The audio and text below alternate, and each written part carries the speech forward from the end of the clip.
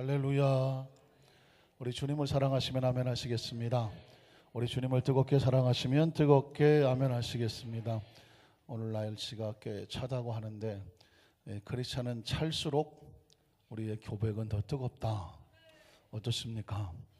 여러분, 마귀도 눈치가 있어서 한번 툭 건드리고 넘어지는 사람은 다음에 건드리지도 않아요. 왜냐하면 그럼 넘어지니까. 그런데 한 번 건드리면 두 번 기도하고, 두 번 건드리면 네 번 기도하고, 뒤로 물러가지 아니하고 앞으로 밀고 나가는 사람은 건드릴까요? 안 건드릴까요? 안 건드립니다. 건드리면 손해요. 여러분은 마귀가 손해보는 사람 되기를 주의 이름으로 축복합니다. 어떤 사람이 영적으로 이렇게 보니까 마귀가 술집에 있나 그랬더니 마귀의 졸병들이 귀신들이잖아요. 악한 영들이 어디 있나 그랬더니 술집에 가니까 하나 졸고 앉았다는. 왜 졸고 있을까요?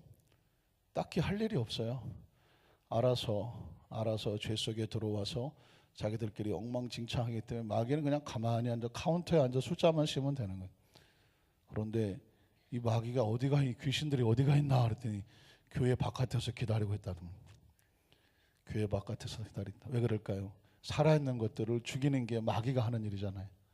죽은 것들은 그냥 냅두면 그냥 죽은 거예요. 근데 살아있는 것을 죽이는 게 누가 하는 일이다? 마귀가 하는 거예요. 죽은 사람을 살리는 건 누가 하는 거예요? 예수님이 하시는 거예요. 예수님은 죽은 자를 살리려고 하는 것이고 마귀는 산 자를 죽이려고 하는 거예요. 살아서 나가는 사람이 마귀의 유혹에 걸리면 뭐가 될까요? 또 무너질 수밖에 없는 거죠. 오늘 예수님 안에서 살아있는 우리 성도들, 교회 안에서도 살고 교회 밖에서도 사시기를 주님의 이름으로 축복합니다. 다시 한번 우리 고백할까요? 예수님을 구주로 믿으시면 아멘 하시기를 바랍니다. 여러분에게 믿음에 대해서 한번 묻고 싶어요. 믿음이 뭘까요? 예수님을 주는 그리스도시요 살아계신 하나님의 아들입니다 라고 고백하는 것은 신앙의 고백이죠. 예수를 믿으면 천국을 갑니다. 확신합니까? 확신하십니까? 그런데 여러분, 우리가 착각하는 것은 뭐냐면 예수를 구주로 믿음으로 그 믿음이 이례적인 고백으로 끝나서는 안 된다는 것이죠. 믿음은 성장해야 되는 것이, 믿음은 자라야 되는 것이죠. 그래서 믿음이 크다 작다, 믿음이 성숙했다 성장했다, 내 믿음이 크도다, 믿음이 적은 자요, 예수님 말씀하신 걸 통해서 믿음의 사이즈가 있다는 것이죠. 한번 따라 하실까요? 믿음에도 사이즈가 있다는. 여러분, 믿음에도 사이즈가 있습니다. 이건 예수님 말씀하신 거거든요. 어떤 사람은 넌 믿음이 이렇게 작냐라고 말했고, 어떤 사람은 믿음이 크다고 말했습니다. 믿음의 사이즈를 보면 예수를 믿고 나면 제일 먼저 믿음의 내용은 회개가 되죠. 회개. 내가 죄인이구나. 회개. 믿는 사람은 회개가 있습니다. 그런데 믿었는데 회개가 없으면 사실은 그 믿음을 점검해 봐야 돼요. 한번 따라 하실까요? 믿음에는 회개가 따른다는. 회개하고 나면 뭐가 될까요? 회개하고 나면 구원의 감격이 있습니다. 한번 따라 하실까요? 구원의 감격. 제가 지금 요약을 하는 거예요. 한 해가 마무리돼 가니까. 구원의 감격이 있어요. 예수를 믿었는데 마음에 감격이 없다? 믿음을 다시 정리해 봐야 돼요. 감격이 있는 사람은 얼굴이 표정이 달라요. 감격하고 감동한 사람 얼굴이 환하게 빛나게 되겠죠. 환하게 빛나는 게 아니라 환하게 빛납니다. 믿음은 뭐가 있다고요? 회개가 있고 구원의 감격이 있어요. 구원의 감격이 있는 사람은 어떻게 될까요? 세 번째, 감사가 있어요. 한번 따라 하실까요? 감사가 있다.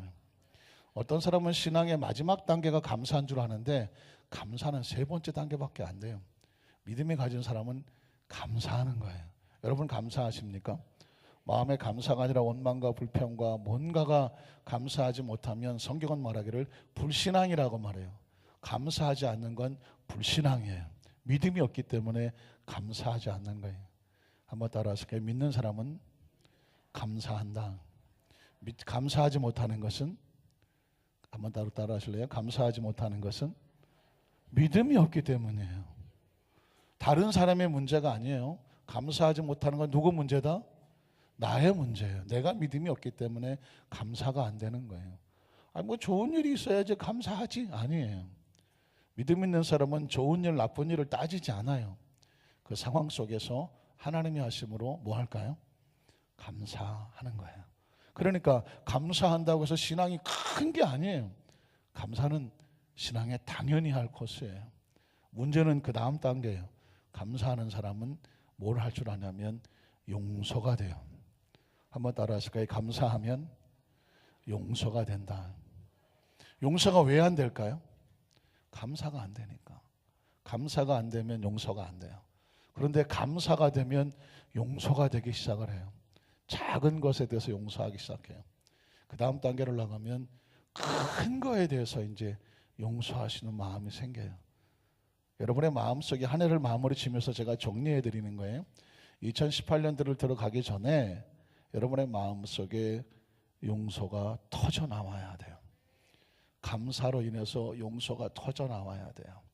작은 거 정도는 괜찮아 하고 용서할지 모르지만 오늘 이 시간에는 뭐가 터져나야 되냐면 일생일대에, 아니 2017년도에 여러분의 생각만 해도 뒤통수도 보기 싫은 사람 있죠?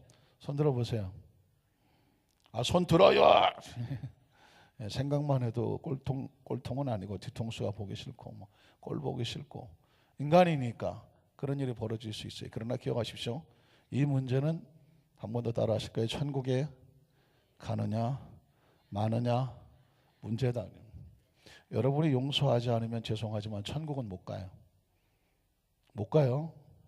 확실하게 하셔야 돼요. 용서가 없으면 천국은 못 가요. 왜냐하면 천국에 그 사람이 있어요. 그 꼴보기 싫은 사람이 천국에 있는데 어떻게 하실래요? 그 꼴보기 싫은 사람하고 천국에 같이 살면서 보기 싫어 할래요? 차라리 지옥으로 속 편하게 가실래요? 선택하셔요. 예. 살아있을 때 이걸 해결하고 갈래요? 아니면은 천국 가서도 꼴보기 싫은 사람이 있어갖고 살기 싫어서 내려오실래요? 결정하셔야죠. 성경은 정확하게 얘기해요. 천국은 어떻게 가느냐? 용서해서 가는 거예요. 왜? 우리가 용서 받았으니까 천국 가잖아요. 믿으십니까? 한 번 더 따라하실까요? 천국은 용서로 간다. 먼저 그분이 우리를 용서했잖아요. 누가? 예수님이 우리를 용서했잖아요. 믿으십니까? 그분이 우리를 용서하지 않으면 천국 가나요? 못 가나요? 확실하죠? 용서 받아서 가는 거예요. 티켓을 사서 가는 게 아니라니까. 그분이 우리를 용서하셨다니까요. 용납하셨다고요. 용납 다 받아주셨다고요. 다 덮어주셨다고요. 확실합니까? 그래서 천국을 가는 건데, 그러면 우리는 그 예수님의 영이 우리 속에 들어온 표적이 우리도 용서가 돼야 돼요. 용서하는 거는 감성적인 문제가 아니에요. 인격적인 문제가 아니라, 지성적인 문제가 아니라, 집안이 좋고 가문한 문제가 아니라, 교양적인 문제도 아니에요. 품성도 아니에요. 용서는 천국을 가느냐 마느냐의 문제예요. 여러분이 천국을 가려면 용서와 싸워서 용서를 속에서 터뜨려내야 돼요. 어디까지? 원수까지. 한번 따라 하실까요? 원수까지. 그냥. 신앙의 마지막 단계는 원수를 사랑하는 거예요. 원수는 꼴보기 싫어요. 아주 이름만 들어도 막 들어요. 저쪽에 있어도 막 벌써 와.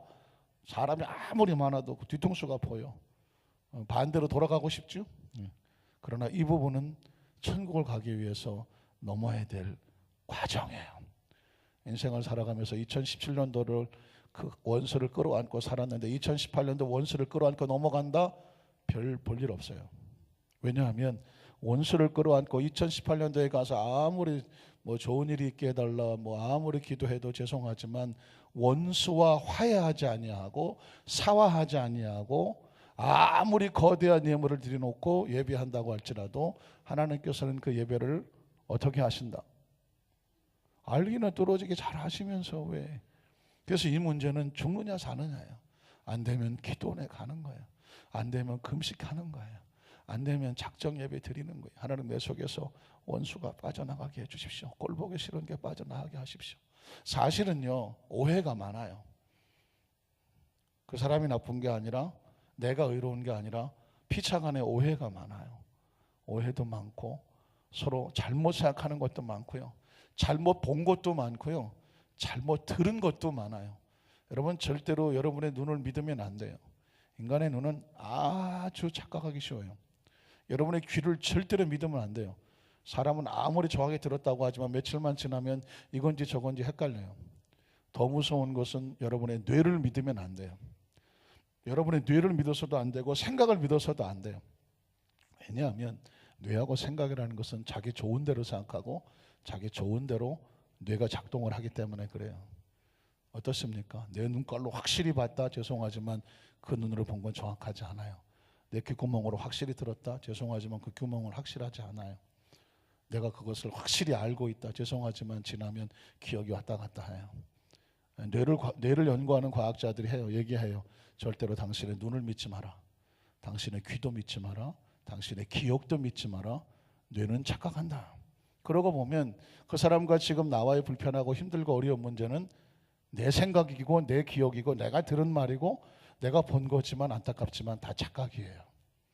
다 착각이라고요. 우린 눈도 믿지 않아요. 귀도 믿지 않아요. 내 생각과 내 뇌도 믿지 않아요. 무엇을 믿어야 돼요? 우린 하나님의 말씀을 믿어요. 그래서 아무리 그가 잘못했고 내가 잘했고 내 생각엔 그래도 그 생각이 틀릴 수가 있어요. 그 사람이 맞고 내가 틀릴 수도 있단 말이에요. 그럼 어떻게 되느냐? 하나님의 말씀에 용서하라고 했으니까 용서하는 거예요. 하나님 억울해요. 난 손해보고요. 그 사람이 잘못했어요. 내 생각이에요. 아마 그 사람도 그럴 거리요. 억울해요. 나는 잘하고 저 사람 잘못했다고 할 수도 있어요. 그러니 어떻게 하겠어요? 시시비비 아무리 따져봤자 옳고 그른 것은 사람이 하는 게 아니에요. 옳고 그른 건 누가 결정하는 거다? 하나님이 하는 거예요. 우린 그냥 하나님의 말씀만 믿으면 돼요. 내가 잘했든지 그가 못했든지 따지고 드는 게 아니라 하나님이 뭐라고 했으니까 용서하라고 했으니까 용서하는 거예요. 대부분 하나님께서 하시라고 하는 것은 누구를 위해서 하라고 할까요? 나 위해서 하는 거예요. 우리가 무슨 품성이 좋고 교양이 있고 야 그 사람 참 마음 넓어 그런 걸 다 용서해? 그 사람 살리려고 하는 게 아니에요. 누구 살라고 하는 거죠? 나 살라고 하는 거예요. 미움이란 바늘과 같아요. 바늘이 우리 몸에 혈관을 타는 것과 같아요. 바늘이 혈관을 들어왔으면 떠다니다가 어떻게 할까요? 걸리면 찌르는 거예요. 멀쩡하다가도요 어느 날 미움이 덜커덕 가슴에 찔리면 가슴에 문제가 생겨요. 미움이 돌아다니다 간에 붙으면 간에 문제가 생겨요. 미움이 덜커덕 머리로 올라가면 머리가 아파요. 미움이 덜커덕 목에 걸리면 기침이 나고 몸이 안 좋아요. 미움이란 그래요. 돌아다니다가 걸리면 등짝에 붙으면 등이 아프고 팔에 붙으면 팔이 아픈 거예요. 미움은 절대로 바늘과 같아서 우리 몸을 안전하게 하지 않아요. 걸리는 대로 고통스러워요.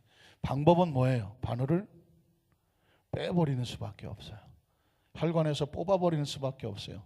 미움을 뽑아내는 것을 뭐라고 말하느냐? 용서라고 하는 거예요. 그래서 죽기 살기로 용서를 해야 돼요.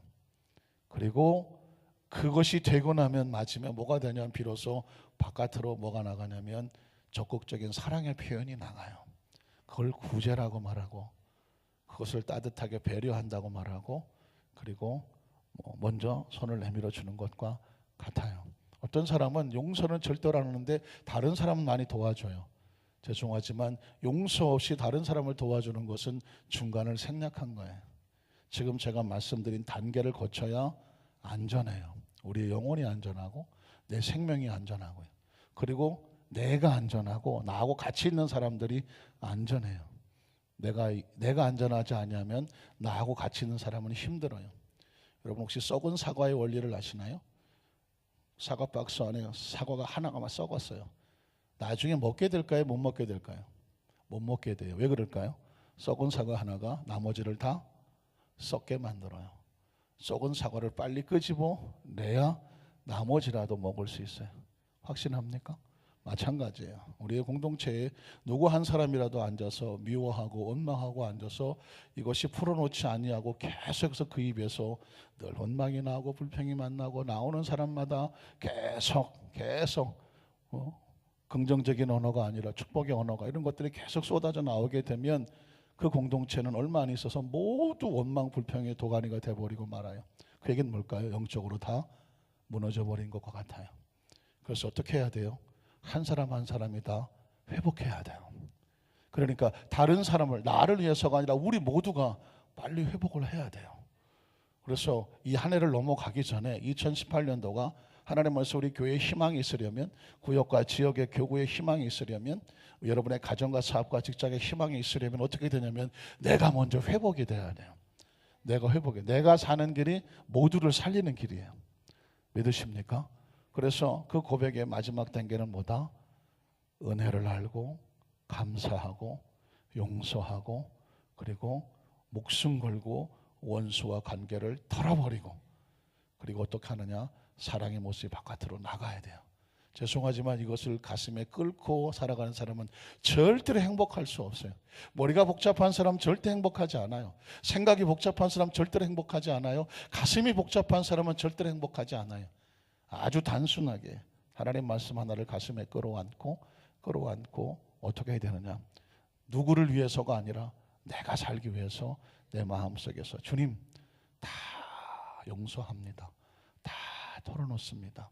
그리고 누구를 만나더라도 절대 불편한 사람이 없어야 돼요. 한 사람이라도 불편하기 시작하면 그 사람의 삶은 절대로 행복하지가 않아요. 그것 때문에. 그래서 우리가 하나님 앞에 나와서 뭐 하는 거냐면 기도하면서 찬양하고 말씀을 들으면서 이걸 하나님 앞에서 털어놓고 해결하고 힘을 얻고 세상을 향해 나가는 거예요. 제가 아마 몇 개월 동안에 걸쳐서 우리 성도들에게 찬양하고 같이 인사하고 서로 악수하고 때로 미안하다고 서로 사과하고 축복할 수 있는 기회를 드린 것은 바로 여러분을 살리려고 한 거예요. 그것에 대해서 살아난 사람도 있고 그 의미를 몰라서 불편한데 하신 분도 있을 수 있어요. 그러나 이제 기회는 없어요. 안 해요. 이제는 안 해요. 왜 안 하느냐? 이제는 성숙했잖아. 유치원에서도 한두 번 하고 나머지는 알아서 하는 거예요. 여러분이 마음속에 어떤 힘들고 어려운 것이 생기면 스스로 전화를 하세요. 그 용서를 구하시고, 아니면 누군가 뭔가 기도하다 걸리는 사람이 있으면 그분을 따로 만나셔도 좋고 찾아가셔도 좋고 적극적으로 행동을 하셔갖고 어떻게 목적은 하나예요. 누구 살기 위해서? 나 살라고 하는 거예요. 제 소원은 제 소원 하나예요. 우리 안산교회 성도들이 오래 살게 해주십시오. 건강하게 살게 해주십시오. 행복하게 살게 해주십시오. 천국 가게 해주십시오. 제가 왜 여기 서 있나 고민을 했어요. 난 왜 이렇게 서 있나? 왜 이렇게 침을 튀면서 큰 소리로 내가 왜 이러고 있나 했더니 목적은 하나예요. 우리 안산교회 성도들 한 사람도 실족하지 아니하고, 한 사람도 그냥 그 아픔 가지고 2018년도로 달력만 바뀌는 것이 아니라 한 사람도 빠짐없이 그거 다 털어버리고 마음속에 미움의 반을 다 털어버리고 기쁨과 감사로 또 새해를 넘어가고 매일매일이 행복하고 의롭게 하여 주시옵소서. 저는 그것 때문에 서 있는 거예요. 여러분 행복하지 않으면 제가 서 있을 이유가 없어요. 저는 계속 있으면서 하나님 말씀을 가지고 여러분들이 행복하게 하기를 원해요. 행복이란 다른 것이 아닙니다. 하나님 안에 있으면 행복한 거예요. 저는 그 하나님의 마음만 전할 거예요. 하나님 마음을 가슴에 품고 형편처지 상관없어요. 뭐 지금 먹고 살고 힘들고 이런 건 별로 문제가 아니에요. 얘기가 나온 김에 제가 한마디 더 하면, 어떤 고등학교 학생이 고3인데 대학을 좋은 데 가야 되잖아요. 좋은 데라는 의미가 좀 있지만 또 자기가 원하고 남들이 원하고 인류대학 이런 데 가고 싶잖아요. 그래서 매주마다 목사님한테 기도를 받으러 왔대요. 목사님 좋은 데 가게 해주세요. 목사님께서 기도할 때 좋은 데 가게 해달라니까 매일 안수하잖아요. 매주마다 좋은 데 가게 해달라. 그런데 1차 떨어지고 2차 떨어지고 3차 떨어지고 원하지 않는 가장 성적이 별로 좋지 않은 대학에 들어갔대요. 근데 그 다음부터 그 학생이 소문을 내고 다니더래요. 우리 목사님 기도는 능력이 없다. 여러분 어떻게 생각하십니까? 아이의 이야기가 아니죠. 아니 목사님이 매 주일마다 기도해 줬으면 자기가 인류대학을 가야 돼요. 근데 목사님의 능력이 없어서 자기가 삼류대학을 간다면 어떠십니까? 혹시 그렇지 않습니까? 하나님 나 이거 낫게 해주세요 그랬는데 아직도 아파요. 아유 우리 교회는 능력이 없다. 우리 목사님은 능력이 없다. 혹시 그렇게 들리십니까? 상황으로 하나님을 생각하십니까? 아니에요. 오늘 여기 자리에 문제 없는 집은 아무도 없어요. 물론 저도 문제 있어요. 문제 없는 집은 아무도 없어요. 중요한 것은 그 문제를 믿음이 크고 성장할수록 어떻게 해석해나가고 이해가 이겨나가느냐가 중요한 거예요. 기억하십니까? 요한복음 16장에 너희가 세상에서 환난을 당하나 강하고 담대하라. 내가 세상을 이기었노라. 어떻습니까? 문제는 다 있어요. 각자 상황에 맞게끔. 그런데 문제는 크리스찬은 뭐냐면 왜 나한테 이런 문제가 있지가 아니라 하나님 감사합니다. 이 문제를 뛰어넘을 수 있는 믿음을 주셔서 감사합니다. 그런 거죠. 더 큰 문제가 오면 내가 성장했네. 더 큰 문제 주셔서 감사합니다. 이것도 넘어가겠습니다. 왜냐하면 점점 학교를 올라갈수록 문제가 어려워요. 요즘은 유치원 문제도 어려워서 풀기 어렵지만 여러분 점점 올라갈수록 문제가 어려운 거예요. 성장할수록. 이게 안 되는 사람은 맨날 밑에서 1번 문제 못 풀어갖고 맨날 1번 문제에 넘어지는 거예요. 중요한 것은 뭐냐면 상황에 따라서 인류대학을 가고 싶었는데 성적이 안 됐어요. 그거는 누구의 문제예요? 내가 열심히 공부를 했어야 되는 거죠. 또 축복해 주는 것도 있죠. 그러나 또 다음에 용기를 내서 도전하는 거예요. 무슨 말씀인지 아셨습니까?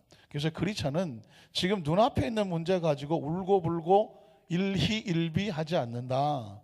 크리스찬은 어떤 문제든지 강하고 담대하게 뛰어넘는다. 하나님 왜 응답해 안 해주세요? 아니라 하나님의 응답을 안 해주는 것이 아니라 그걸 뛰어넘을 수 있는 믿음이 응답이에요. 뛰어넘으면 응답되는 거예요. 그리고 그 뛰어넘는 묘미가 아주 쏠쏠해요. 믿음이 성장하는 것이 쏠쏠하단 말이죠. 오늘 제가 신앙의 기본적인 이런 기초가 다져지지 않으면 열심히 몇 번을 다녔느냐가 별로 중요하지 않아요. 교회를 몇 번 다녔느냐, 몇 년 다녔느냐, 이건 별로 중요하지 않아요. 왜? 얼마나 성장했느냐가 중요하지. 나는 초등학교 30년 다녔네. 그 자랑이에요. 30년 동안 초등학교 다닌 거 자랑 같기도 하고 또 참 대단한 인내 같기도 하지만, 그러나 초등학교 30년 다녔다 그러면 남들이 뭐라 그럴까요? 저분이 교장 선생님이신가? 30년 다닌 교장 선생님인가 그럴까요? 그러나 중요한 것은 뭐냐면 성장해서 2017년도를 뛰어넘고 2018년도를 갈 때는 올해보다는 내년에 여러분의 믿음이 훌쩍 커 있고 영적으로도 강하고 웬만한 문제는 그냥 꿀떡. 한번 따라 하실게요. 꿀떡. 뭐 하자고요? 넘어가고 소화시켜서 이길 수 있도록 반짝반짝한 우리 성도 되시기를 주의 이름으로 축복합니다. 헌금하고 마칠까요? 여러분에게 이 찬양을 한 장도 기회를 드릴게요. 미안합니다. 고맙습니다. 사랑합니다. 축복합니다. 한번 따라 하실까요? 천국방언. 천국에 가면 이 말만 할 거예요. 이 말 외에 다른 말, 네가 나한테 이럴 수가 있어, 이런 것들은 천국에는 없는 말들이. 여러분 천국의 언어를 미리 준비하시고 이런 마음속에 입에서 습관이 되도록 아주 방언처럼 나오도록 고백했으면 좋겠습니다.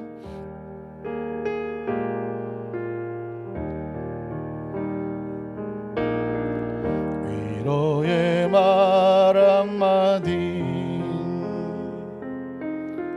긴장을 풀어주고 용서의 말 한마디, 치유를 가져옵니다. 겸손한 말 한마디, 존귀 여김받고 교만한 말 한마디, 멸망을 가져옵니다. 가장 아름다운 마음 믿고 사주, 미안해요, 고마워요, 정말 사랑해요.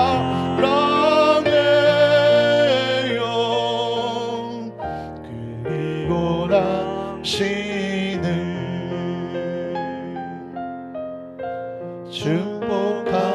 축복합니다. 쓰디쓴 말 한마디, 쓰디쓴 말 한마디,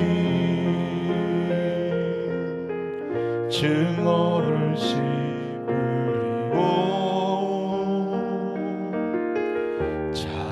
진한 말 한마디 영혼을 방해합니다. 격려의 말 한마디 새 소망 심어주고 지혜의 말 한마디 인격의 향기 가장 아름다운 말 가장 아름다운 말 미고 사주 미안해요 고마워요 정말 사랑해요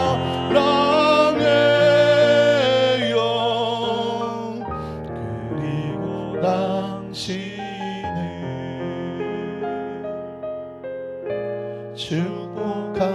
축복합니다.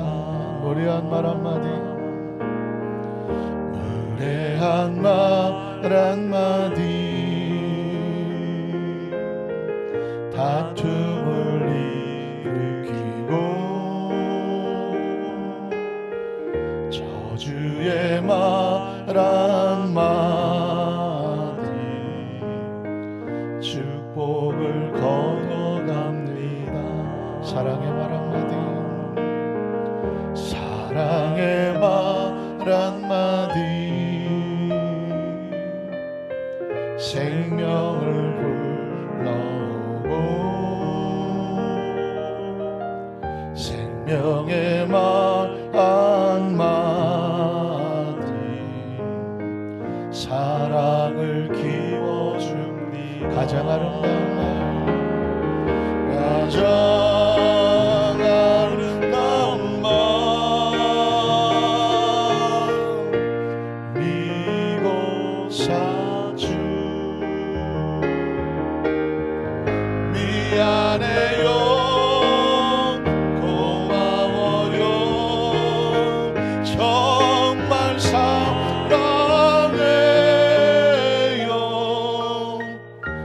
그리고 당신을 축복합니다. 그리고 당신을 그리고 당신을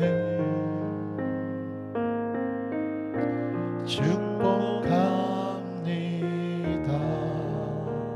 두 사람 한번 하시면 앉으실까요?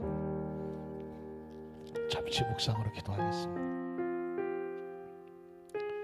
하나님, 우리 하나님께서 특별히 사랑하신 여의도 순복 원산교회 우리 특별한 성도들 1년 내내 수요 예배, 3일 예배를 지켜온 특별한 예배 지킴이들, 예배가 소중하고 예배가 귀하고 예배에 목숨을 거는 하나님의 사람들이 지켜온 이 3일 예배, 어느덧 하나님 1년의 마지막이 되어져가는 이 시점에서 오늘 하나님 시간 말씀을 듣기 전에 우리의 심령 속에 하나님께서 그토록 원하셨던 우리의 천국의 방언을 찬양으로 고백하게 하시니 감사합니다.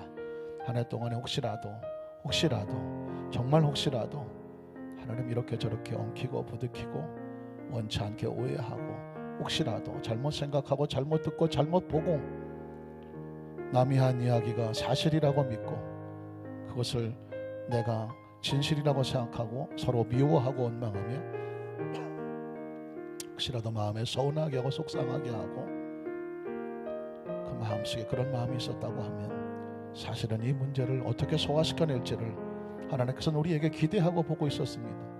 우리가 절망하고 좌절하고 낙심하고 원망하고 불평하고 싸우고 뒤로 몰락하면 마귀가 얼마나 손뼉치면서 우리를 비웃겠습니까?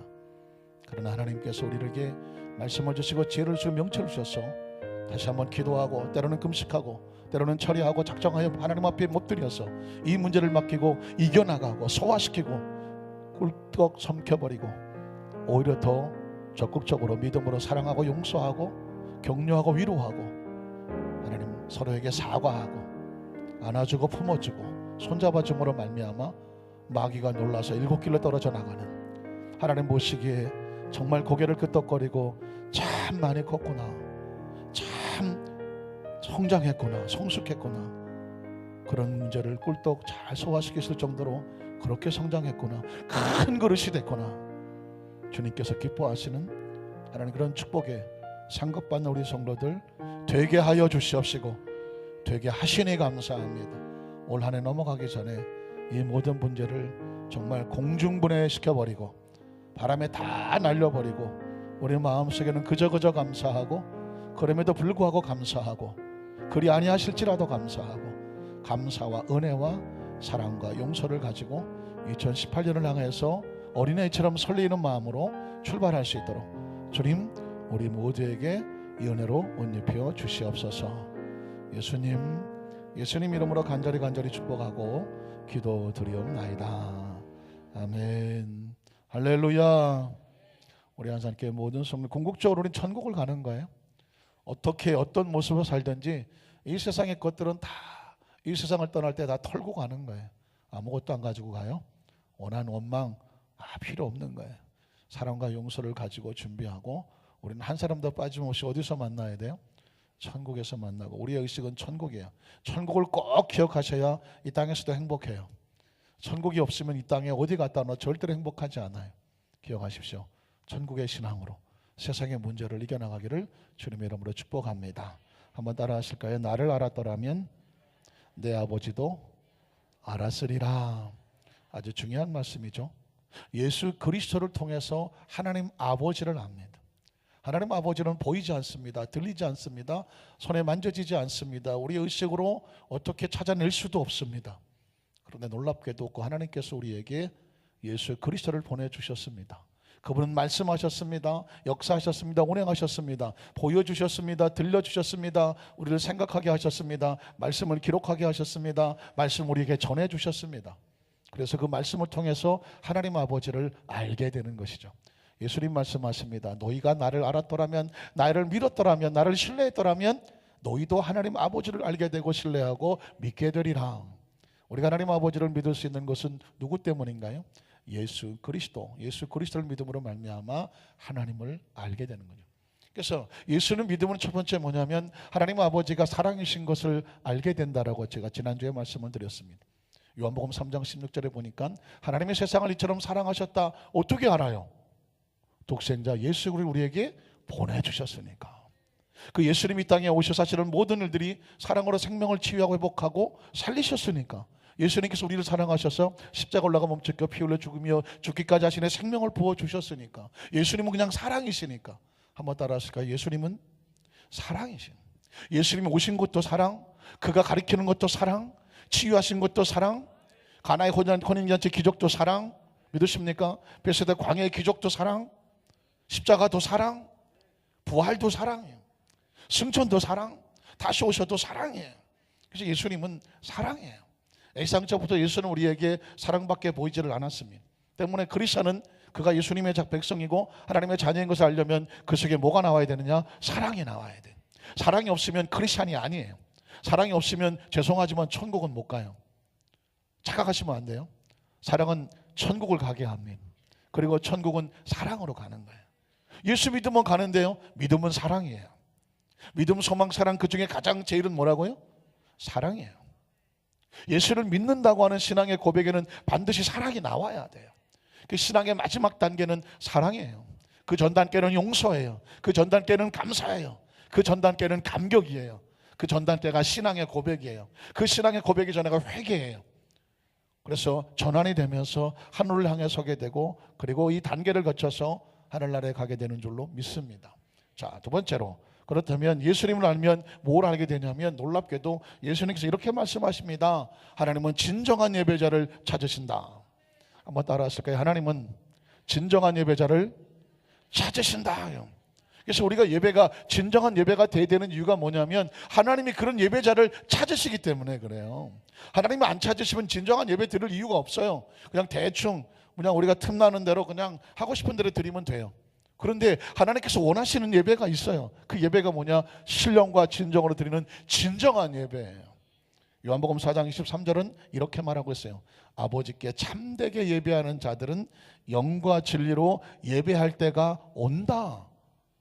진정한 예배를 드릴 때가 온다. 근데 그 예배는 24절에 보니까 이렇게 말해요. 곧 이때라 아버지께서는 자기에게 이렇게 예배하는 자들을 어떻게 하신다? 찾으신다. 예배는 우리 마음대로 드리는 것이 아니라 그분이 원하는 대로 드려야 돼요. 아닌가? 예배는 어떻게 드려야 된다고요? 우리가 원하는 방식으로 드리는 것이 아니라 그분이 원하는 방식으로 드려야 된다니까요. 그래서 예배는 우리 마음대로 드리는 게 아니에요. 예배는 하나님께서 원하시는 방법으로 드려야 돼요. 우리가 드려지는 예배도 말씀에, 초대교회에서부터 말씀에 근거하여 우리가 왜 신앙을 고백하고 예배를 출발할까? 예배를 드리면서 왜 찬양이 나올까? 우리가 왜 기도할까? 그리고 왜 말씀을 들을까? 말씀을 듣고 나서 우리가 왜 다시 결단하면서 말씀 붙잡고 기도할까? 우리가 예물을 드릴까? 왜 축도가 필요한가? 하나님께서 우리에게 그 예배 가운데 하나님의 임재를 경험하고 그분의 말씀을 듣고 말씀을 들었으니 마음판에 새기고 그리 하나님께 나오는 자는 빈손 들고 나오지 아니하고 예물을 드렸으며 그 예물은 자신 하나님께 드려지는 신앙의 고백이었으며 그리고 하나님의 축복이 없이는 이 세상 살아갈 수 없는 존재이기 때문에 그 축도에 목숨을 거는 것이며 믿으십니까? 그리고 그 축복을 받고 세상에 나가도 하나님이 함께 하시는 축복이 우리를 따라다니는 것입니다. 그래서 예배는 어떻게 드리는 것이냐? 그분이 원하시는 대로 드리는 거예요.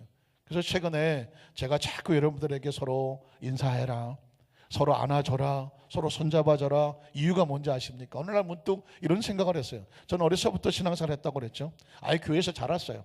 그러다가 보니까 아예 그냥 저는 신앙생활이 인생이고 인생이 신앙생활이에요. 아예 그냥 교회에서 자랐으니까.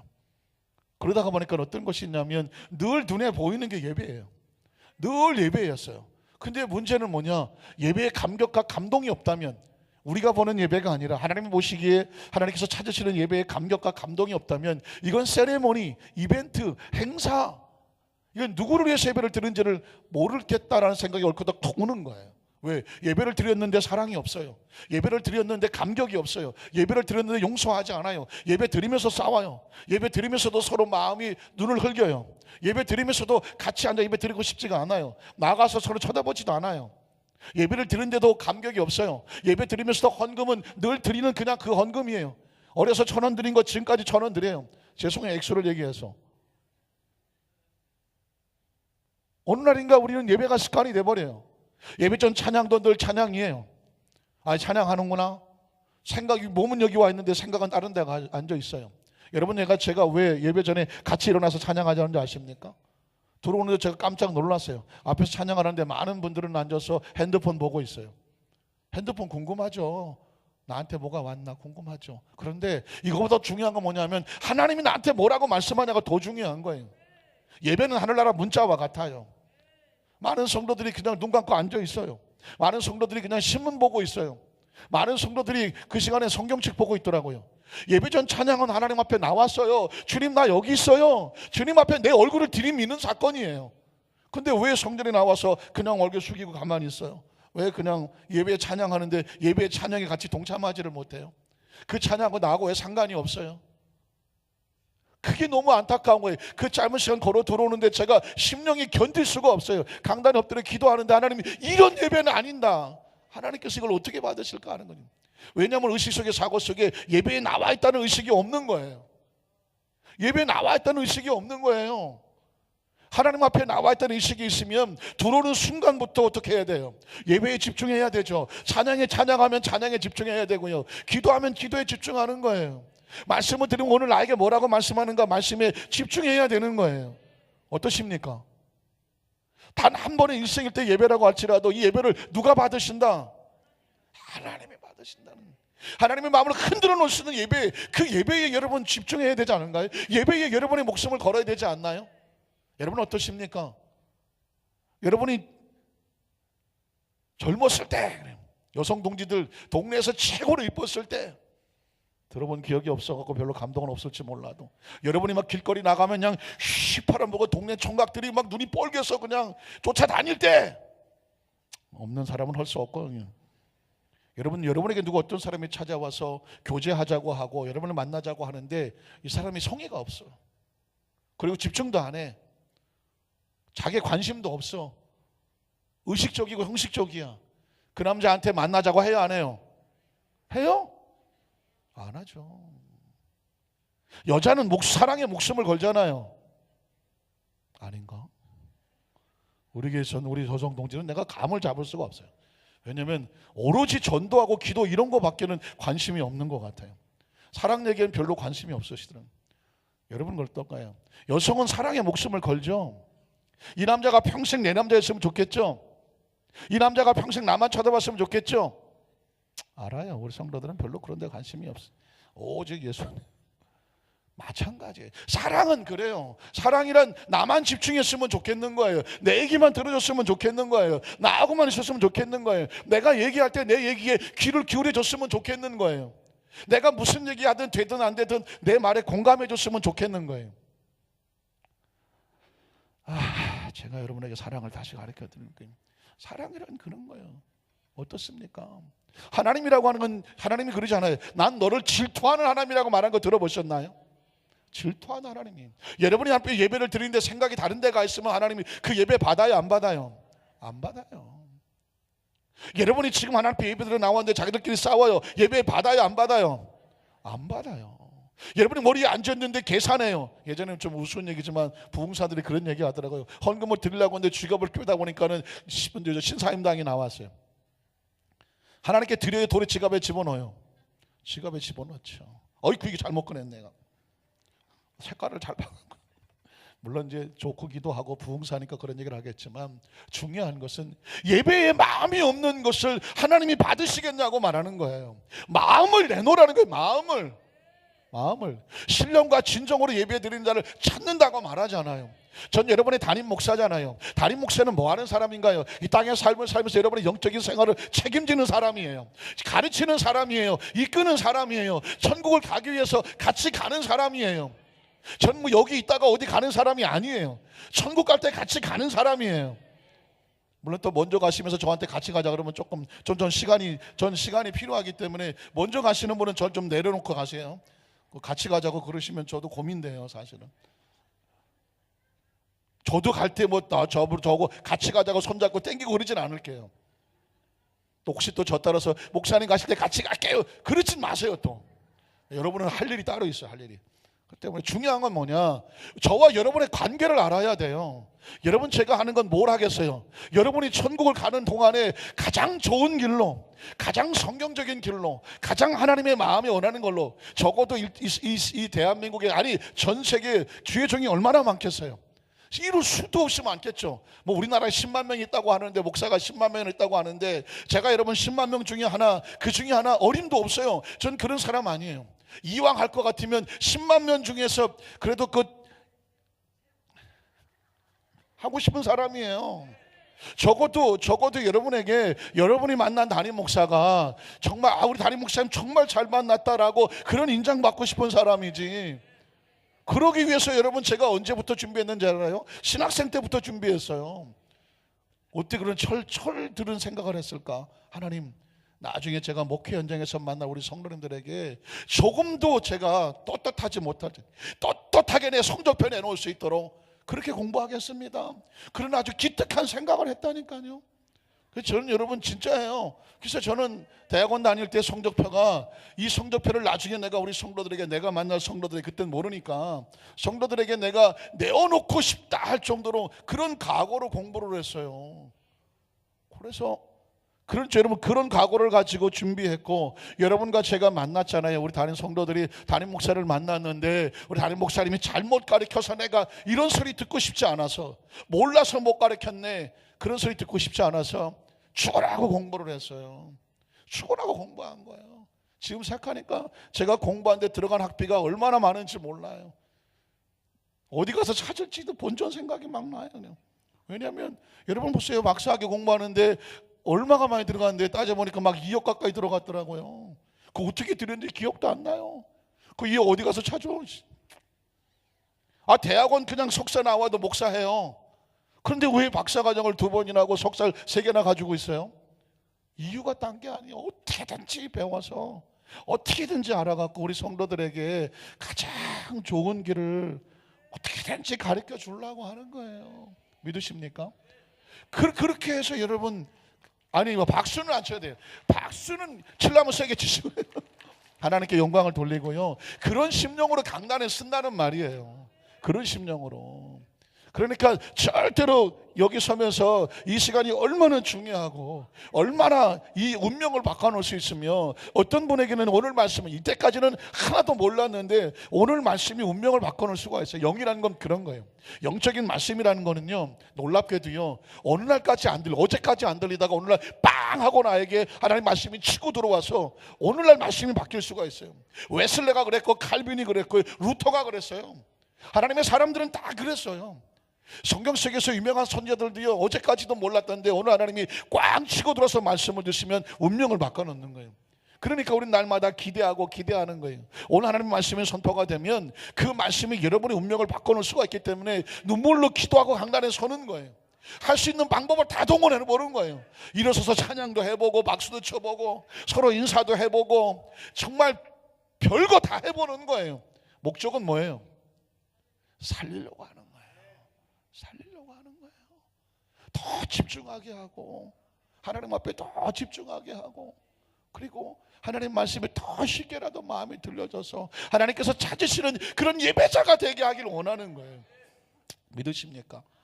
저는 그런 심령으로 여러분 제가 말씀을 전하는데 왜 이런 말씀을 드리느냐, 하나님도 예배를 받으실 때 찾으신다고 말했거든요. 하나님이 예배 가운데 그런 신령과 진정으로 예배 드리는 사람을 찾아. 우리가 하나님께 예배를 드리는 것이 아니라 그분이 우리를 찾으신다니까.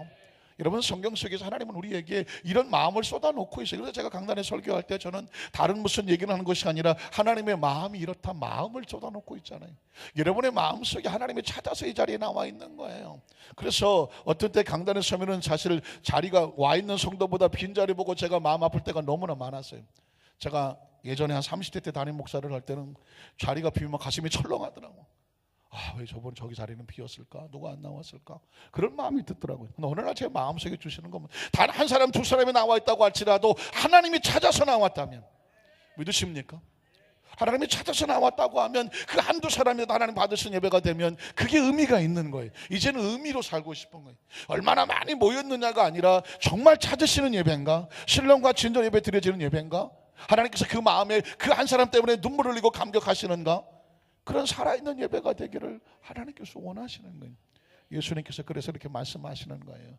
예배가 신령과 진정으로 예배 드릴 때가 오는데 하나님은 이런 예배를 드린 자를 어떻게 하신다? 찾으신다. 이 시간 이후에 여러분에게 마음속에 예배의 의식이 바뀌었으면 좋겠어요. 자, 하나님께서 나를 찾으신다.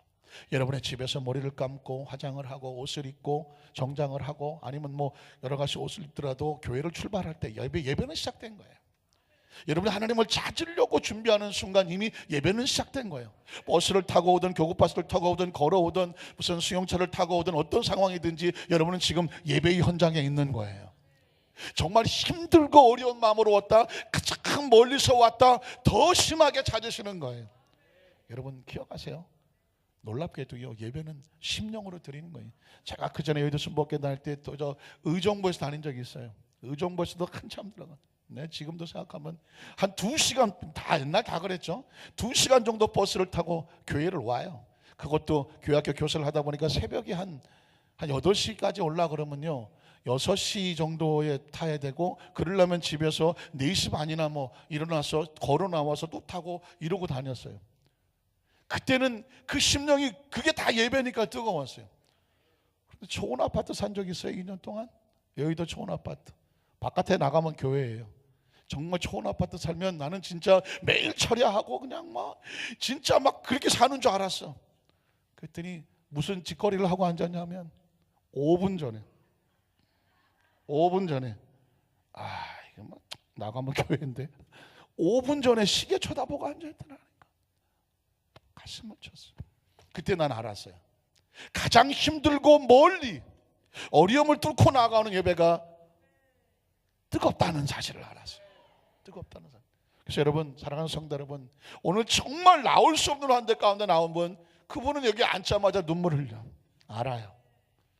정말 왜? 너무너무 어렵게 나와서, 너무너무 힘들고 어려운 걸 밀고 나와서, 너무 몸이 아프고 힘든데 내가 죽어도 교회 가서 죽자 이런 심리로 나오시면 앉자마자 뭐 나요? 눈물 나요. 눈물 납니다.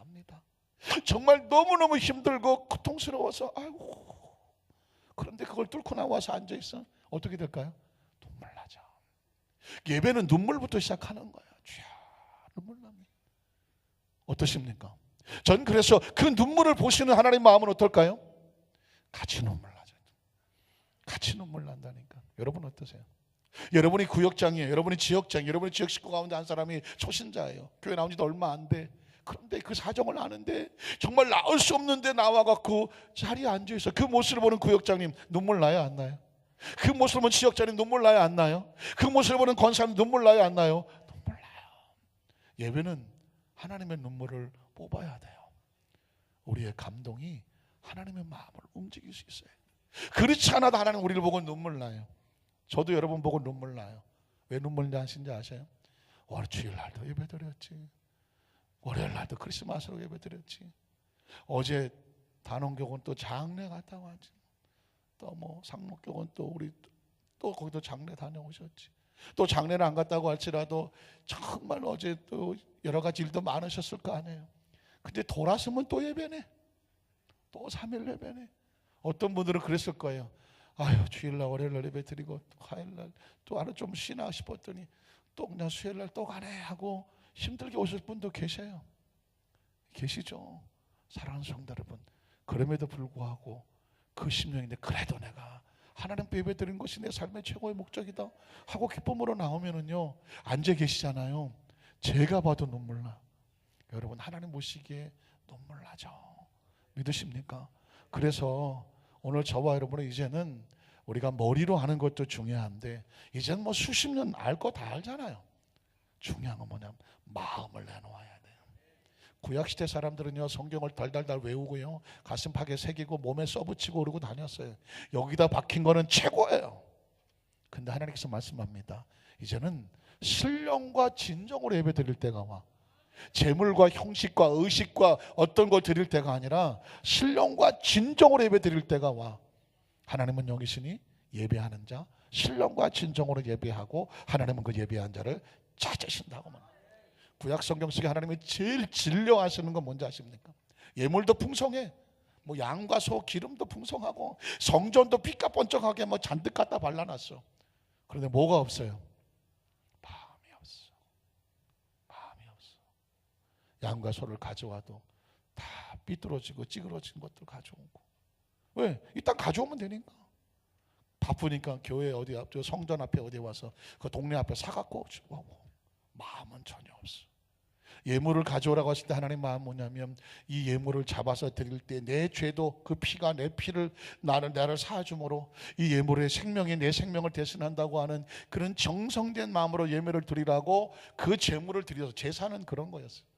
그런데 이제 사람들이 먹고 살기 바쁘고 형식은 있어야 되겠고 마음은 없고 하다 보니까 에이 동네 집 앞 교회 앞에 와서 물건 사갖고 대충 눈깔 하나 빠지고 꼬랑지도 없고 뭐 그냥 발톱 다 떨어지고 이런 것들 싼 거 하나 사갖고 갔다가 제물로 드리면서 드렸나이다. 하나님께서 뭐라고 말해요? 질려서 내가 싫다 그래요. 마음이 없는 건 내놓지도 말라. 그래서 여러분 이제는 이 정도 신앙생활이 됐으면 어떻게 되냐면요, 마음으로 가야 돼요. 가난하면 어때요? 1,000원이면 어때? 1,000원이면 어때? 이게 내가 드릴 수 있는 최선이라면 눈물로 드리는 거예요. 1,000원이라도 10,000원이 됐든 뭐 그 이상이 됐든 간에 마음이 여러분의 실렸다고 하면 예물은 마음으로 드리는 거예요. 한번 따라 하실까요? 예물은 마음으로 드리는 거다. 봉사는 마음으로 하는 거다. 직분도 마음으로 감당하는 거예요. 그리고 예배에 와서 있는 모든 것들도 마음으로 하신다. 하나님은 우리의 마음으로 하신다는. 오늘 할 수만 있으면 우리 나름대로의 최선을 다해서 신령과 진정한 예배가 돼서 하나님의 마음을 뭉클거리게 하시는 우리 성도님들 되시기를 주님의 이름으로 축복합니다. 기도하겠습니다. 하나님,